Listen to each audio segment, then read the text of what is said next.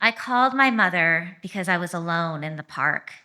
Everyone must have walked their dogs earlier, but I prefer sunset for the designs the pine needles make in the melting sky. I said, I hope you're not going out. And she said, well, I do still go to the clubhouse, but my allergies are bad, so I can't even walk there and back without crying. Oh, her ordinary allergies. I can see her eyes streaming and feel her irritation emanating from the sink where she washes the dinner dishes regardless. I say, you can't believe how eerie it is to live in this town without you, especially now. I don't say this. Instead, I ask about Kenny Rogers and how she's taking his death. She says, and of course she knows this, well, he's had dementia for years.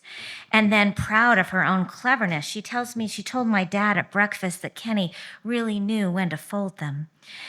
So I tell her my own gambler story, how after I read the news, I called my son, even though he was just upstairs, and sang, on a warm summer's evening. And he joined in, on a train bound for nowhere. I hadn't thought how far we would get, but the song is so good. So the gambler and Matthew and I took turns a staring out the window at the darkness.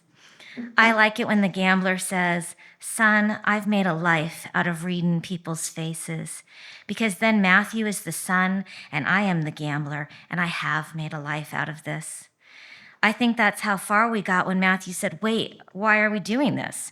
And I said, oh, because Kenny Rogers died, which I had in fact forgotten. And Matthew gasped, Mom, how could you do that? You made me so happy and then so sad.